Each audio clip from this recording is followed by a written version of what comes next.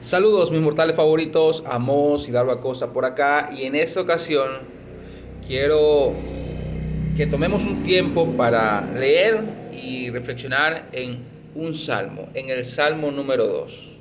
En la cápsula anterior hablamos acerca del salmo número 1 y nosotros entendimos que es un salmo mesiánico, es un salmo que apuntaba a el Mesías cuando habría de aparecer como ese varón justo y perfecto delante de Dios. Bueno, el capítulo 2 de los Salmos también es un salmo mesiánico, no nos sorprendería, ¿verdad? Y quiero leerlo juntamente con ustedes en la versión Reina Valera 2015 o actualizada. Y dice así: Versículo 1. ¿Por qué se amotinan las naciones y los pueblos traman cosas vanas? El salmista abre este salmo con una interrogante que es una invitación a la reflexión, a la introspección, a poder cuestionarnos por qué las personas obran mal.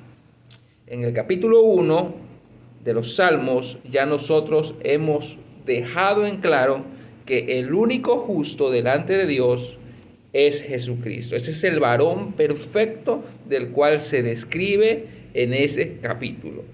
Ahora, la apertura para el capítulo 2 es una pregunta, lo cual resulta muy interesante porque si bien en el capítulo 1 ya se responde de que hay impíos y hay un solo justo, y ya nosotros entendemos que ese varón justo, perfecto, delante del Padre es el Hijo, es el Mesías que habría de aparecer y que efectivamente apareció en los últimos tiempos bíblicos, es decir, en el primer siglo, conforme lo señalaban las profecías, particularmente la profecía de Daniel, ¿verdad?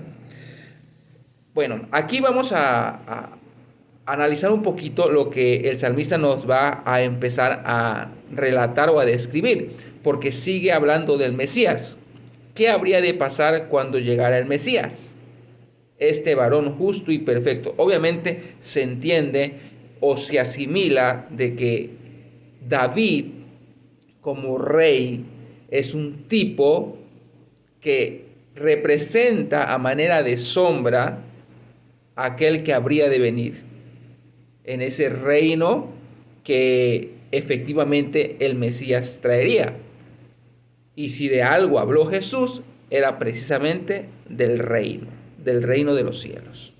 Muy bien, la pregunta: ¿por qué se amotinan las naciones y los pueblos traman cosas vanas?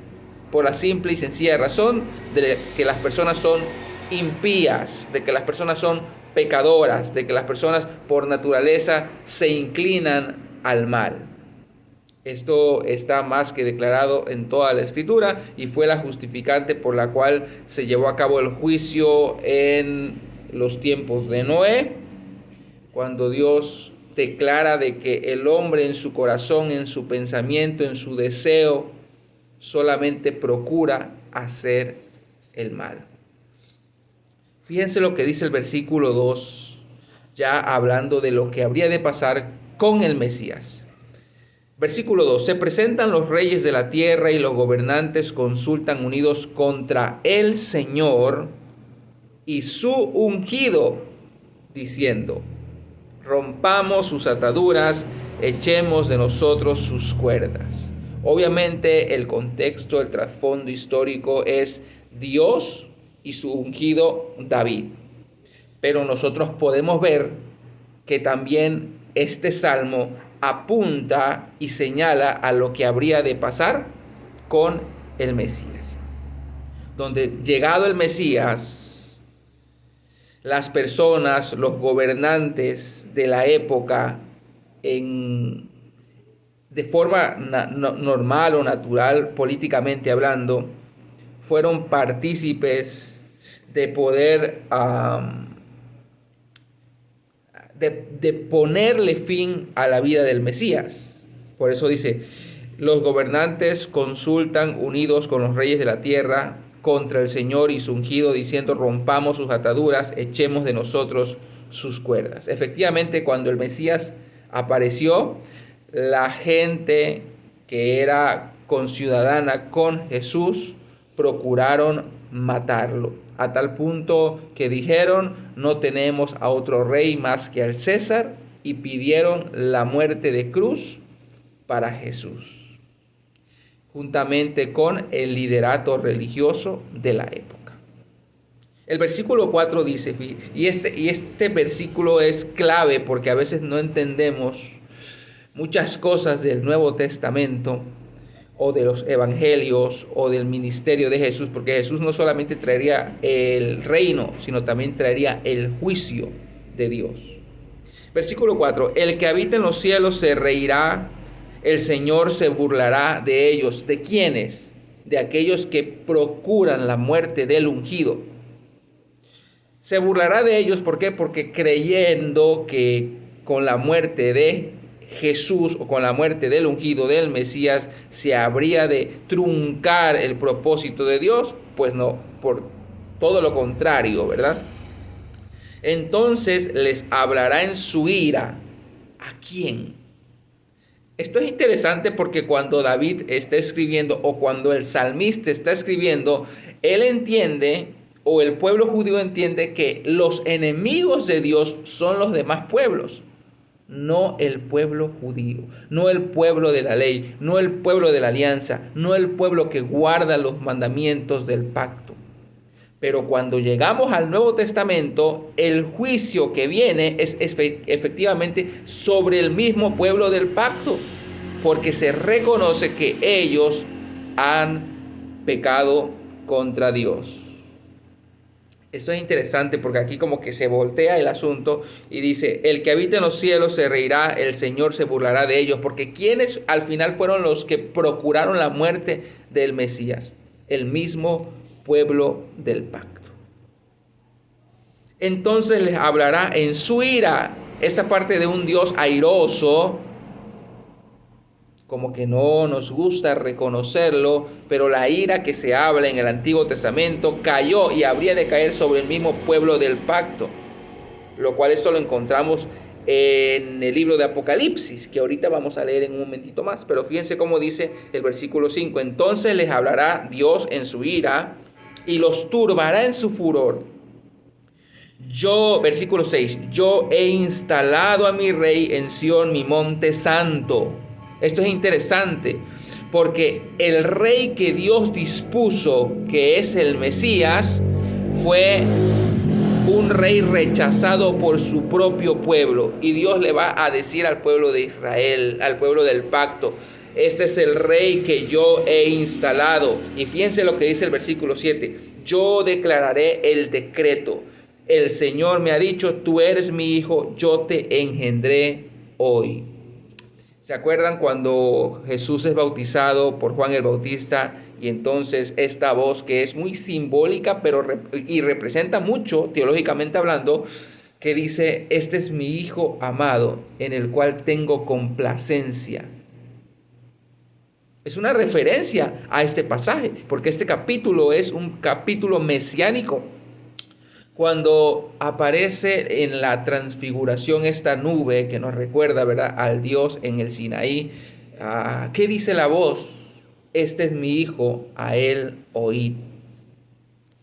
Pero el pueblo de Israel no reconoció a su Mesías y no lo oyó, sino por el contrario, lo menospreció, como dijo el profeta Isaías en el capítulo 53.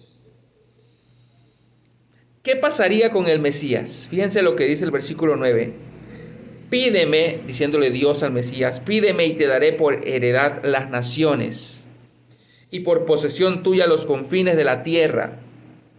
Esto es interesante porque es lo que decíamos en el capítulo anterior, en el Salmo capítulo 1, cuando se menciona al justo siendo prosperado y siendo representado como un árbol plantado junto a corrientes de agua, y etcétera, ¿no? Y yo dije, eso se refería a la misión del Mesías. Entonces, ¿qué es lo que Dios colocó en las manos del Mesías? Todas las naciones de la tierra. Por eso encontramos en el nuevo pacto la gran comisión que es enviada, o sea, la iglesia es enviada a compartir el evangelio de tal forma que el reino se expanda por todos los confines de la tierra.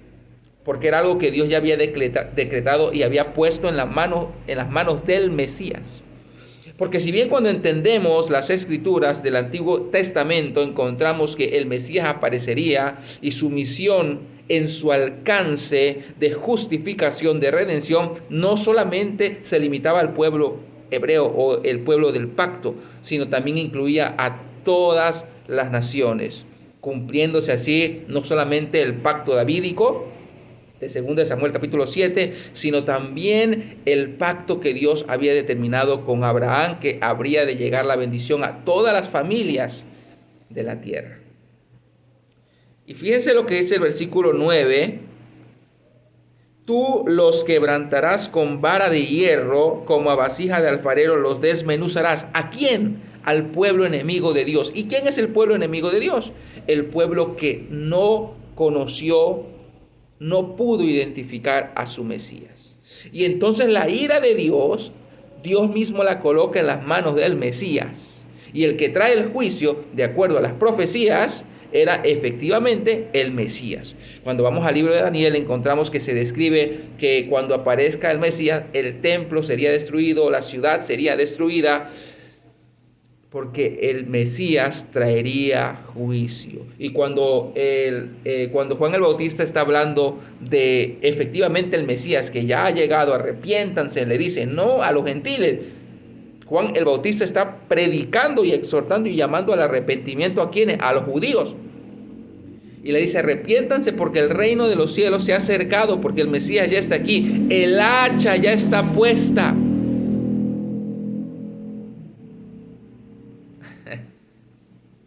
Quiero leer rapidito lo que dice Apocalipsis, hablando precisamente de cómo es posible que el Mesías traería juicio y que sería el que traería la ira de Dios. Esta palabrita no nos gusta, pero fíjense lo que dice Apocalipsis 6, versículo 15 al 17, hablando del Cordero. ¿Quién es el Cordero?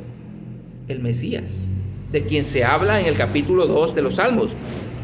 Apocalipsis 6:15 dice: los reyes de la tierra, ¿se acuerdan lo que dice el versículo 2 del capítulo 2 de los Salmos? Se presentan los reyes de la tierra y los gobernantes consultan unidos contra el Señor y su ungido.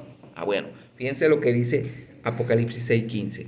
Los reyes de la tierra, los grandes, los comandantes, los ricos, los poderosos, todo esclavo y todo libre, se escondieron en las cuevas y entre las peñas de las montañas. ¿Se escondieron por qué? Habría que leer e investigar un poquito qué es lo que pasó con el pueblo de Israel, con Jerusalén y con el templo en el año 70. Acuérdense que Jesús en el año 30 dijo: no pasará esta generación.